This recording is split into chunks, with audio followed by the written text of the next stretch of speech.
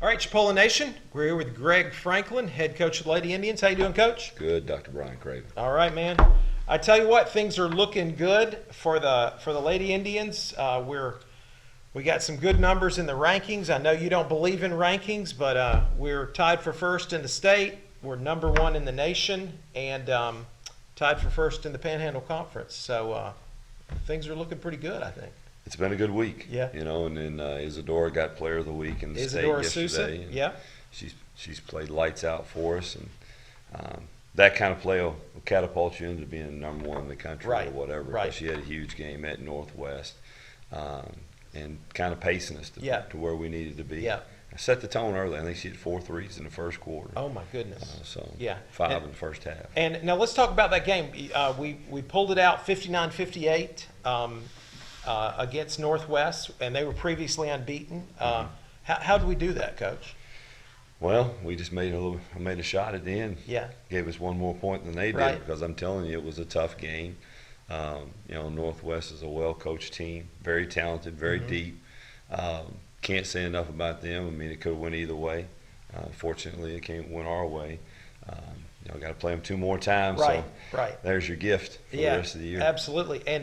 And since you mentioned that, Coach, usually we play 3 rounds of conference, and this year, I guess because of COVID and we didn't get much preseason action, we're playing everybody 4 times. That's right. So. And you know what? I don't have a problem with that. It makes everybody have to play a home and home twice. So which makes it more fair, actually. Yeah. It kind of evens things out, and scheduling the way it is, it's really, really tough to get people to come play here, and our fans want us to play here. So there's kind of a double-edged sword there. So it was. I was pleased that we did play everybody 4 times. I'm fine with that. Maybe I might say something different next week. Yeah, we're banged up a little bit more, but yeah, exactly. And Coach, we are tied with Northwest. They're 7-1. We're 6-1, but we're missing the Pensacola game that was postponed because of COVID. And we were looking at the schedule, and we're going to make up that game on the 15th. So when we get to the week of March 13th, St. Patty's week, we're going to play Northwest on the 13th. We're going to host them. Then we're going to host Pensacola on the 15th, and then we're going to host Gulf Coast on the 17th.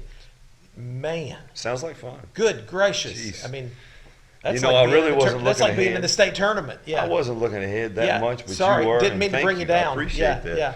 But yeah, you know what? It'd be a good time to prime ourselves for if we're fortunate enough to get to the state tournament. Right. Because you're going to play that many games in probably fewer days. Fewer days. Yeah. So it's one of those things that you kind of play for.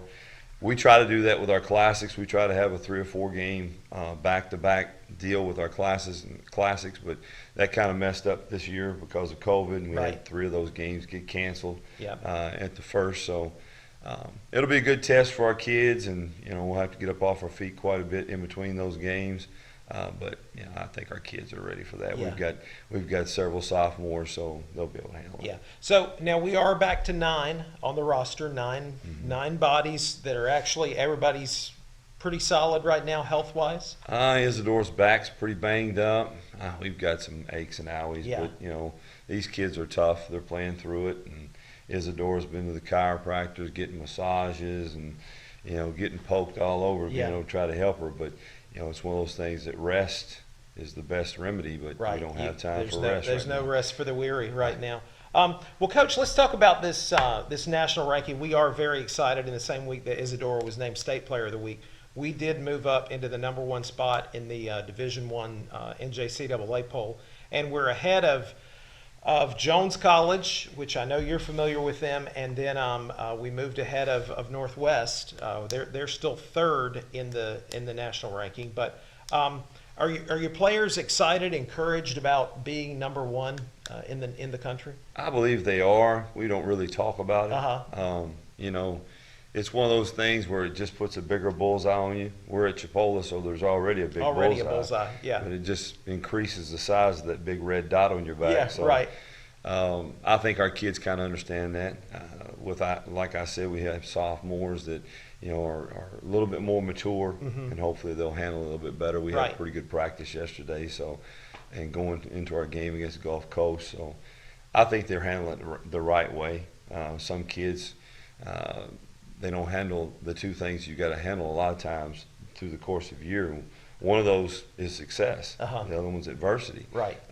Hopefully, we're handling that success with Right. with a mature mind. Yeah, and I know, just a few weeks ago, you were kind of concerned about the team because we had just come off a big victory, and I think there is just, especially when you're 19, 20 years old, there is the tendency to say, wow, well, we're really good. We were really successful against this team. And then you sort of let your guard down. And that's when it happens. Right. And that's when it happens. We've preached that all year long, adversity, success, and handling those two things. I think the one thing that opened our eyes up a little bit, and we had to figure out that we need each other. Mm-hmm. It's a team sport. It's not tennis or golf. It's a team sport. Right.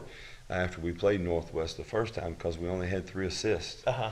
And that was concerning to me because I go back and watch the film and I see a lot of times where we're taking really tough shots when there are people that are wide open. We need to make that extra pass. Share. Yeah.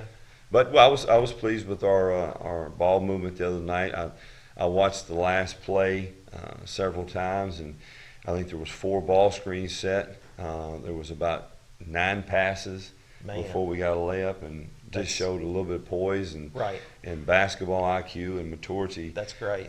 But I don't want to praise them too much because they bite me in the back here pretty soon. So exactly. We're still growing and still trying to get better. Right. Well, Coach, we're just very excited about your recent success, and we're looking forward to what's coming next. So again, we're at Gulf Coast on March 3rd, and then we're hosting Pensacola here in the Milt on Saturday night. So, Coach, looking good, and good luck. Thank you, brother.